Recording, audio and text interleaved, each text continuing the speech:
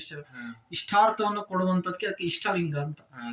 ದೇವಸ್ಥಾನದಲ್ಲಿ ಇವಾಗ ಸ್ಥಾವರ ಲಿಂಗ, ಇದು ಜಂಗಮ ಲಿಂಗ, ಇದು ಸಂಚಿ ಎಲ್ಲಿ ಬೇಕಾದ್ರೂ ತಗೊಂಡು ಅವು ದೇವಸ್ಥಾನ ಅವು ಸ್ಥಾವರ ಅದು ಅಲ್ಲೇ ಫಿಕ್ಸ್ ಅದು. ಅವು ಏನಾದ್ರು ಬೇಡ್ತಾವ, ಏನು ಬಿಡಂಗಿಲ್ಲ ಅದು.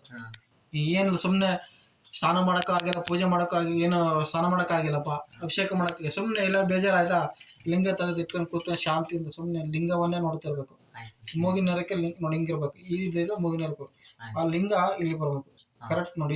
ಇಷ್ಟು ಡಿಸ್ಟೆನ್ಸ್ ಇರ್ಬೇಕು, ನಿನ್ನ ಬೆರಳು ಹಿಂಗ್ ಹಿಡ್ಕೋ, ಇಷ್ಟು ಡಿಸ್ಟೆನ್ಸ್ ಇರ್ಬೇಕು. ಸ್ವಲ್ಪ ಅಳತೆ ಮಾಡಿ ಇಟ್ಕೋಬೇಕು. ನೀನು ಒಂದ್ ಸ್ವಲ್ಪ ಅಭ್ಯಾಸ ಆಗ್ಬೇಕು, ಅಳತೆ ಮಾಡ್ಬೇಕಂತ ನಿಮ್ಗೆ ಅಭ್ಯಾಸ ಆಗ್ಬೇಕು. ಅಂದ್ರೆ 12 ಅಂಗುಲ ಇಷ್ಟು ದೂರ ಇರ್ಬೇಕು, 12 ಇಂಚು ಅಂತ ಅಲ್ವಾ.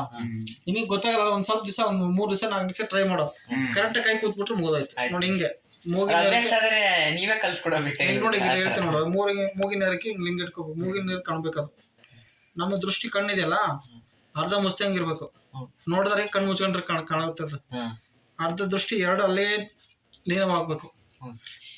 ನಾನು ಅದಕ್ಕೆ ತ್ರಾಟಕ ಯೋಗ ಅಂತ ಕರೀತಾರೆ, ಶಿವಯೋಗ, ಲಿಂಗಾಂಗ ಯೋಗ ಅಂತ. ಕಣ್ಣ ದೃಷ್ಟಿ ಅಲ್ಲಿ ಬೀಳಬೇಕು, ಪ್ರಾರ್ಥನೆ ಮಾಡ್ಬೇಕು ಮನಸ್ಸಲ್ಲಿ.